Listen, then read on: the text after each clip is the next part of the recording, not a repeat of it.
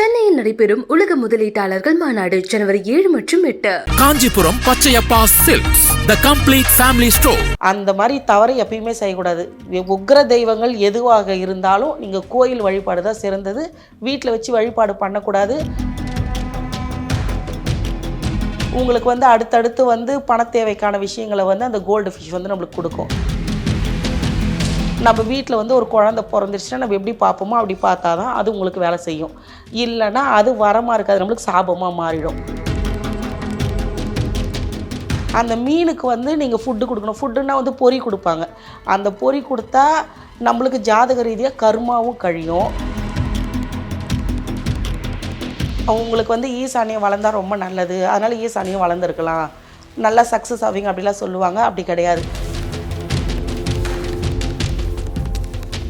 26 அடியில் நம்ம கட்டுறோன்னு வச்சுங்கம்மா, அது செல்வத்தை அதிகப்படியாக நமக்கு கொடுக்குது. அந்த மாதிரி அது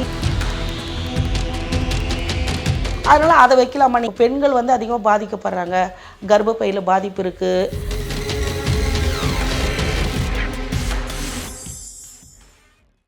வாஸ்து அப்படிங்கிறது எந்த அளவுக்கு முக்கியம், அதை பற்றி சொல்லுங்கள். இப்போ வாஸ்துன்றது இந்த பஞ்சபூதங்கள் தான் வாஸ்துன்னு நம்ம சொல்கிறோமா. இந்த பஞ்சபூதங்கள் சமநிலை ஒரு இடத்துக்கு தேவை. இப்போ நம்ம ஓப்பன் ஒரு பிளேஸ் இருக்குன்னா அந்த ஓப்பன் பிளேஸில் பஞ்சபூதங்களுடைய சமநிலை இருக்கும். நம்ம எதுவும் எப்போ நம்ம 4 பக்கம் செவுர் போட்டு ஒரு இடத்த க்ளோஸ் பண்ணுறோமோ அப்போ பஞ்சபூதங்கள் சமநிலை அங்கே தேவை. அந்த பஞ்சபூதங்கள் சமநிலையை நம்ம எடுத்துகிட்டு வரும்போது அந்த இடம் நம்மளுக்கு பாசிட்டிவான விஷயங்களை கொடுத்துட்டே இருக்கும். இல்லை நம்ம அந்த பஞ்சபூத சமநிலையை நம்ம தடுத்துட்டோம்னா, எந்த சமநிலையில் இப்போ நான் 5 பூதம் இருக்குன்னா அந்த பஞ்சபூதத்தில் எது தடைப்படுதோ அதுக்கு உண்டான பிரச்சனைகள் நமக்கு நேருமா.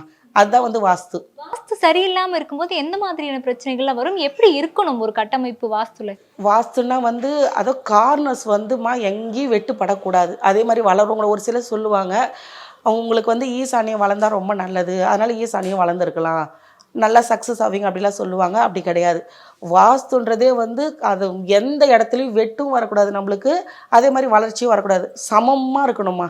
அந்த மாதிரி சமமாக நம்ம அமைச்சிட்டோம்னாவே மேக்ஸிமம் சமநிலை வாஸ்துவில் நம்ம பிடிச்சிடலாம். அதனால் முதல்ல சமமாக அமைக்கிறது. அதே மாதிரி உள் அளவுகள் சொல்லுவாங்க நம்மளுக்கு. அந்த உள் அளவுகளை கரெக்டாக நம்ம அமைக்கணும். இத்தனை அடின்னு சொன்னாங்கன்னா அதுக்குள்ளே நம்ம அமைக்கும் போது அது அந்த அடியில் நீங்கள் வச்சிங்கன்னா உங்களுக்கு என்ன கிடைக்கணும் அதிலே இருந்துடும். இப்போ உங்களுக்கு வெற்றி வேணுமா, இல்லை செல்வம் வேணுமா, இல்லை குழந்தை பேர் வேணுமா, இத்தனை அடியில் கட்டினா அது கிடைக்கும். அந்த அடிக்கணக்கு நம்ம வச்சு கட்டும்போது மிகப்பெரிய வெற்றிகளை நம்ம அனுபவிக்கலாமா. இப்போ செல்வம் அதிகமாக பெருகணும் அப்படின்னா எத்தனை அடியில் கட்டணும்? இப்போ 26 அடியில் நம்ம கட்டுறோன்னு வச்சுங்கம்மா, அது செல்வத்தை அதிகப்படியாக நமக்கு கொடுக்குது. அந்த மாதிரி அது இது அறைகளுக்குள்ள வாஸ்து. இது நீங்கள் மொத்த வீட்டுக்கு அப்படி கிடையாது. இது அறைகளுக்குள்ள வாஸ்து. அப்படி இருக்கும்போது 28 அடியில் நம்ம கட்டுறோம், 26 கட்டுறோம் அப்படின்னா நம்மளுக்கு செல்வம் அதிகப்படியாக கிடைக்குமா. குழந்தை பேருக்கு எத்தனை அடி? இதுவுமே இதுக்கு தான், ரூமுக்கு தான். குழந்தை பேர் வேணும் அப்படின்னா இப்போ மொத்தமாக வீட்டில் ஒரு இடம் இருக்குது கட்டுறோன்னா அதில் ஈசானிய மூலை இருக்குது இல்லையா, ஈசானிய மூலை பாதிக்கப்படாத மாதிரி இருந்ததுன்னா குழந்தை பேர்கள் நம்மளுக்கு தாராளமாக கிடைக்கும். அந்த மூளை பாதிப்படையக்கூடாது. பாதிப்படையக்கூடாதுன்னா அது வெட்டு வளர்ச்சி சொன்னோம் இல்லையா, வெட்டும் இருக்கக்கூடாது, வளர்ச்சி இருக்கக்கூடாது. அதை நம்ம பிடிச்சிட்டோம்னாவே குழந்தைகள் குழந்தை பிறப்புக்கும் சரி, குழந்தைகள் வளர்ச்சிக்கு, அவங்க பெரிய ஆளாகணும், இது எல்லாமே ஈசானி மூலையில் இருக்குமா. ஓகே. இப்போ தொழில் ஸ்தானம் நல்லா இருக்கணும் அப்படின்னா எந்த மாதிரியான அமைப்பு இருக்கணும் வீடு? இப்போ தொழில் ஸ்தானம் நல்லா இருக்குன்னா ஆண்கள் தொழில் பண்ணுறாங்க, அந்த வீட்டில் ஆண்கள் தான் இப்போ எல்லாமே இருக்குன்னா அவங்க ஈசானி மூலை கரெக்டாக வச்சுக்கணுமா. இல்லை அந்த பெண்கள் தான் அந்த இடத்துல இருக்குன்னா அக்னி மூலை கரெக்டாக இருக்கணும். இது மாதிரி இருக்கும்போது ஒருத்தர் இப்போ ஈசானி மூலைன்னா முதல்ல அந்த வீட்டு தலைமகன் வருவார். அந்த வீட்டில் கொடுக்குற முதல் தலைச்சம் குழந்தையும் அந்த ஈசானி மூலையில் தான் வரும். அதுக்கப்புறம் அக்னி மூலைன்னா மனைவி வருவாங்க. மனைவிக்கு அப்புறம் அந்த வீட்டில் பிறக்கக்கூடிய முதல் பெண் குழந்தை. அப்படி இந்த மாதிரி நம்ம பிரிச்சுக்கணும். இப்போ 4 பேர் தான் ஒரு வீட்டில் இருக்காங்கன்றதுனால இந்த 2 மூலையும் நம்ம கரெக்டாக பண்ணிட்டோம்னா அது சூப்பராக அமைஞ்சிருமா நம்மளுக்கு.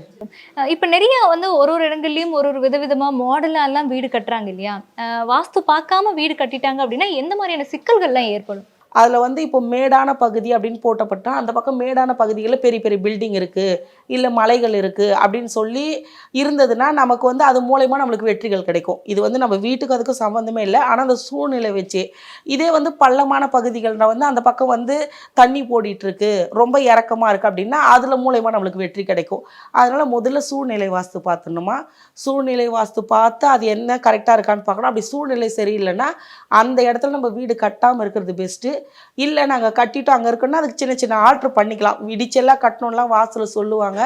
பரிகாரமே கிடையாது அப்படின்லாம் வாஸ்துல சொல்கிறாங்க. அப்படிலாம் கிடையாது. பரிகாரம்லாம் இருக்குமா, எளிமையான பரிகாரங்களும் இருக்குது அதில். வாஸ்துல எளிமையான பரிகாரங்கள்னா எது எல்லாமே? எளிமையான பரிகாரம்னா இப்போ நம்மளுக்கு வந்து ஈசானி மூலம் பாதிக்கப்பட்டுச்சுமா, அந்த குடும்ப தலைவர் பாதிக்கப்படுறா, அவருடைய வருமானம் நமக்கு வரல, இல்லை முதல் குழந்தை இருக்கான், அவன் படிக்கலை, ஏதோ ஒன்று பிரச்சனை ஆகிட்டே இருக்குது அப்படின்னா, அந்த இடத்துல வந்து பஞ்சபூத சமநிலைக்காக வந்து நம்ம வந்து கிறிஸ்டல்ஸ் வைக்கலாம். கிறிஸ்டல்ஸ் வச்சுட்டு அதே மாதிரி வந்து பிரமிட்ஸ் இருக்குல்ல, அந்த பிரமிடு வந்து இது வந்து எல்லாத்துக்கும் வந்து பொதுவானது. இந்த பிரமிடு வந்து மிகப்பெரிய அற்புத சக்தி. அது வந்து சமநிலைப்படுத்தி அந்த பஞ்சபூதத்தை வந்து சமநிலைப்படுத்தக்கூடிய ஆற்றல் அது கீழே இருக்குது. நம்ம வந்து இப்போது ஒரு மெடிடேஷனே பண்ணுறோன்னா கூட அந்த மாதிரியான இடத்துங்களுக்கு கீழே அந்த மாதிரி கட்டமைப்பு கீழே, இப்போ கோயிலில் கூட அந்த கட்டமைப்பு தான். அதனால தான் அந்த கருவறைக்குள்ளே அவ்வளோ ஆற்றல் வந்து இயங்கிட்டே இருக்குது. அதை சமநிலைப்படுத்தக்கூடிய சக்தி வந்து இந்த பிரமிட்ஸ்க்கு இருக்குது.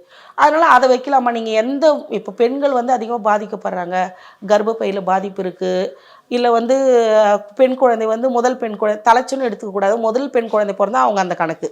முதல் பெண் குழந்தையோ இல்லை முதல் ஆண் குழந்தையோ இருந்ததுன்னா, முதல் ஆண் குழந்தையோ அந்த குடும்ப தலைவரோ பாதித்தா ஈசானி மூலையில் வைக்கணுமா, இல்லை வந்து அந்த வீட்டு பெண்ணோ முதல் பெண் குழந்தையோ பாதிக்கப்பட்டா அது வந்து அவங்க வந்து அக்னி மூலையில் வைக்கலாம். இப்போ பணம் அதிகமாக வந்து எனக்கு விரை ஆகிட்டே இருக்குது, என்னால் கட்டுப்படுத்தவே முடியல, பிரச்சனையாக இருக்குது அப்படின்னா அவங்க வந்து அதை குபேர மூலையில் அந்த பிரமிட்ஸ் வைக்கலாம். அதே மாதிரி வந்து வாயு மூலையில் வந்து இந்த வாதம் வர்றது, இந்த அதிகப்படியான வந்து வாயு ரீதியான பிரச்சனைகள் இருக்கக்கூடிய எல்லாருமே வந்து வாயு மூலையில் வந்து பிரமிட்ஸ் வைக்கிறாங்க, கிறிஸ்டல்ஸ் வைக்கிறாங்கன்னா அது அந்த பஞ்சபூத தன்மையை வந்து அந்த இடத்துல சமநிலைப்படுத்துமா.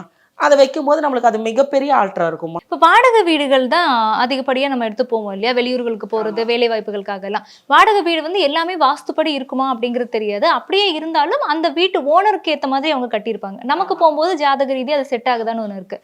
அப்படி இருக்கிறவங்க என்ன மாதிரியான பரிகாரங்கள் செஞ்சு அந்த வீட்டை நம்மளுக்கு ஏற்ற மாதிரி மாற்றலாம்? வாஸ்து பிரச்சனை இருக்குன்னா அதிகமாக தூபம் பண்ணணும்.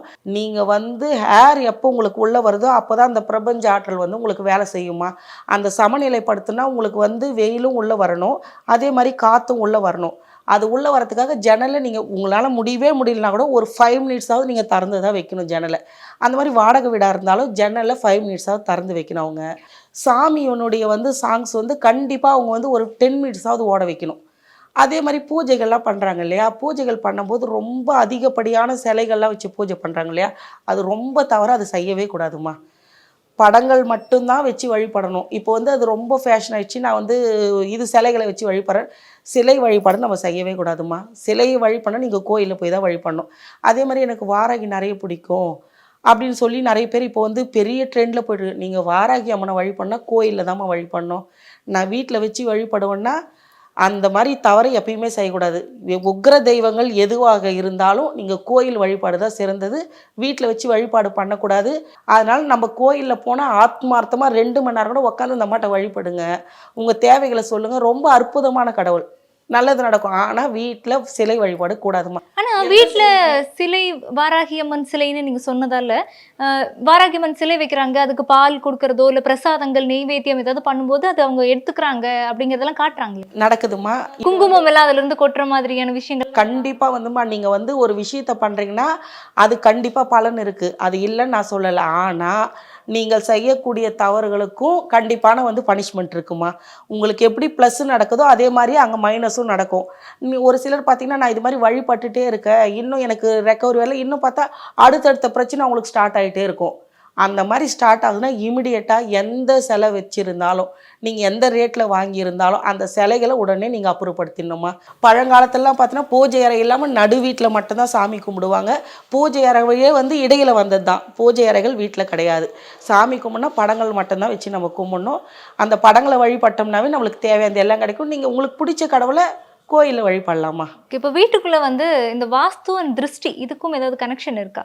கண்டிப்பாக இருக்குமா. வாஸ்து வந்து குறைபாடு இருந்ததுன்னா நம்மளுக்கு வந்து இந்த கெட்ட சக்திக்குள்ளோட ஆதிக்கம் சொல்கிறாங்க இல்லையா, அதெல்லாம் அந்த வாஸ்து குறையிற இடத்துல தான் வந்து ஒரு சிலர் வந்து என்னை எந்தோ அமுக்குற மாதிரில அந்த பஞ்சபூத சமநிலை இல்லாத போது தான் அந்த மாதிரியான பிரச்சனைகள், இந்த தீய சக்திகளோட பிரச்சனை இது எல்லாத்தையுமே நம்ம வந்து அனுபவிக்கக்கூடிய கட்டாயம் ஏற்படுது.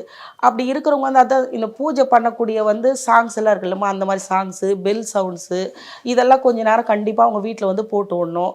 சாதாரணமாக நான் சொல்கிறேன், இந்த டிப்ஸுங்களை ஃபாலோ பண்ணிட்டாவே அவங்க அதுலேருந்து இப்போ ஏதோ ஒரு பிரச்சனையில் இருக்காங்க, ஏதோ ஒரு ஸ்ட்ரகிள்ஸ் அப்படின்னா அதுலேருந்து கண்டிப்பாக வெளியே வரதை அவங்களால ஃபீல் பண்ண முடியும். இப்போது ஃபிஷ் டேங்க் வைக்கலாமா, அது மாதிரி வைக்கலாம், பிரமிட்ஸ் வைக்கலாம். வாஸ்து மீன்கள்ல எந்தெந்த மீன்கள் வைக்கலாம், எந்த திசையில வைக்கணும்? மீன்களில் வந்து எல்லா மீனும் பயன்படுத்தலாமா. இந்த ஃபைட்டர்னு சொல்கிறாங்க இல்லையா, அந்த மீன்கள், அதிகப்படியாக குட்டி போடுற மீன்கள், தன் இனத்தை தானே சாப்பிடும் இல்லையா, இந்த வெரைட்டிஸ் மட்டும் நம்ம பயன்படுத்தக்கூடாது. அதை தவிர்த்து மிச்சம் எல்லா மீன்களும் நம்ம பயன்படுத்தலாம். இதில் என்னன்னு கேட்டிங்கன்னா, அந்த கலர்ஸை பொறுத்து இப்போ வந்து நவகிரகங்களில் வந்து எப்படி கலர்ஸ் இருக்கோ அந்த மாதிரி நீங்கள் இப்போ கோல்டு கலர் பயன்படுத்துகிறீங்கன்னா அது சொக்கரனுடைய தன்மமா. உங்களுக்கு பணம் அதிகமாக தேவை, உங்களுக்கு வந்து அடுத்தடுத்து வந்து பண தேவைக்கான விஷயங்களை வந்து அந்த கோல்டு ஃபிஷ் வந்து நம்மளுக்கு கொடுக்கும். இப்போ க்ரீன் கலர் ஃபிஷ்ஷு நீங்கள் வந்து பயன்படுத்துகிறீங்க அப்படின்னா, க்ரீனுன்னாவே புதன்மா, வளர்ச்சி. நீங்கள் அடுத்த வளர்ச்சிக்கோ படிப்புக்கோ இது சம்மந்தமான விஷயங்களுக்கு நீங்கள் போகிறீங்க அப்படின்னா க்ரீன் கலர் மீனை பயன்படுத்தலாம். ரெட்டுன்னா வந்து இப்போ ஒரு இடத்துல தொழில் செய்கிறோம், எங்களுக்கு வெற்றி வேணும், அடுத்த கட்ட பதவி உயர்வு வேணும்னா நீங்கள் ரெட் கலர் பயன்படுத்தலாம். இப்போது வாஸ்து மீன் அப்படின்னு சொல்கிறாங்க இல்லையா, அந்த மீன்களை வந்து இந்த அரவணான்னு சொல்கிறாங்களே, அது வந்து பெரிய பெரிய ஹாஸ்பிட்டல்ஸ் அந்த மாதிரி இடத்துல வச்சுருப்பாங்க. ஏன்னு கேட்டால் அது அதிகமாக நீந்தக்கூடிய இடத்துல தான் வைக்கணும். நம்ம சின்ன தொட்டி வச்சு எடுத்துகிட்டு வந்து அதை அடைக்கக்கூடாதுமா. பெரிய பெரிய இடத்துங்களில் தான் அது வைக்கணும், அங்கே வைக்கணும்.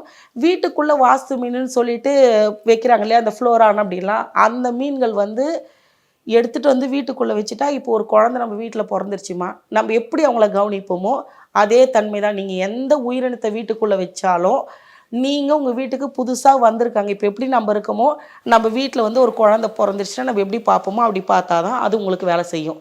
இல்லைன்னா அது வரமாக இருக்காது, நம்மளுக்கு சாபமாக மாறிடும். அவங்களுக்கு உண்டான ஸ்பேஸ் கொடுக்கணும். அந்த இயற்கை வளங்களாக வந்து சங்கெல்லாம் கிடைக்குது, அதெல்லாம் கண்டிப்பாக நீங்கள் ஃபிஷ் டேங்கில் வச்சுருக்கணும். அது கூட ஒரு 5 மினிட்ஸாவது நீங்கள் ஸ்பெண்ட் பண்ணணுமா. அப்படி ஸ்பெண்ட் பண்ணும்போது தான் உங்களுக்கு தேவையான விஷயங்கள் நடக்கும். இப்போ இந்த வாஸ்து மீன் அப்படின்னு பார்க்கும்போது பொதுவாகவே மீன் வீட்டில் வளர்க்குறோம் அப்படின்னா நமக்கு வரக்கூடிய அந்த ஆபத்தை அந்த மீன் எடுத்துரும், இல்லை நமக்கு வரக்கூடிய ஒரு ஆபத்தை முன்னாடியே காமிக்கும்னு சொல்கிறாங்க, அது உண்மைதானே? ஆமாம்மா. இப்போ ஒரு ஓனர் இருக்கார், இப்போ வாஸ்து மீன் வச்சுருக்காருன்னா அந்த வாஸ்து மீன் வந்து அவங்களுக்கு ஏதோ ஒரு விபத்து ஏற்பட போகுதுன்னா அது ஒரு 1 வீக் முன்னாடியே அதுக்கு வாஸ்து மீன் வச்சா அதுக்கு ஃப்ரீக்வன்சி வந்து ரொம்ப அதிகமாக இருக்கிறதுனால 1 வீக் முன்னாடி தான் தொட்டியில் வந்து அது துடிச்சிட்டே இருக்கும். நார்மலாகவே இருக்காது, நம்ம பார்க்கும்போது தெரியும் அது துடிச்சிட்டே இருக்கும்.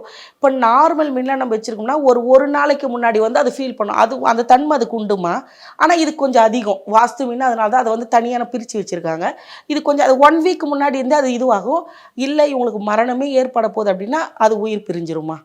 அப்படி உயிர் போயிடுச்சுன்னா நீங்கள் அதை கண்டிப்பாக சாந்தி பண்ணணும். இப்போ எப்படி மனுஷங்களுக்குன்னா ஒரு குழந்தையா நினச்சிடும், அந்த மாதிரி நீங்கள் என்ன பண்ணணுன்னா உடனடியாக வந்து அதை கிளியர் பண்ணிடணும். நீங்கள் அந்த தண்ணிக்குன்னு எல்லாமே கிளியர் பண்ணி எடுத்துகிட்டு அவங்களையும் வந்து எடுத்துடுறோம். நீங்கள் உடனே போய் கோயில் குளங்களில் வந்து மீன் இருக்குல்லம்மா, அந்த மீனுக்கு வந்து நீங்கள் ஃபுட்டு கொடுக்கணும். ஃபுட்டுன்னா வந்து பொறி கொடுப்பாங்க. அந்த பொறி கொடுத்தா நம்மளுக்கு ஜாதக ரீதியாக கர்மாவும் கழியும். இப்போ அவங்களுக்கு சாந்தி பண்ணுறதுக்கும் நமக்கு அதுதான் ப்ரொசீஜரு. இதே மாதிரி பண வளர்ச்சி, இந்த 3மே ஒன்றா நமக்கு கிடச்சிருமா. கோயில் மீன்களுக்கு வந்து ஃபுட்டு இயற்கையாக நம்ம கோயிலுக்கு போவோம், அப்போ சும்மா மீனுக்கு பொறி போட்டுட்டு வந்தோம்னா நம்மளுக்கு இவ்வளோ விஷயங்கள் கிடைக்கும், அவங்களுக்கும் சாந்தி கிடச்சிருமா. வீட்டில் வளர்க்குறவங்க வளர்க்குறாதவங்க யாராக இருந்தாலும். ஆமாம்மா. ஆமாம், கோயிலில் இருக்க மீனுங்களுக்கு நீங்கள் பொறி கொடுத்தீங்கன்னா உங்கள் கர்மா கழியும், உங்களுக்கு பணம் கண்டிப்பாக வருமா.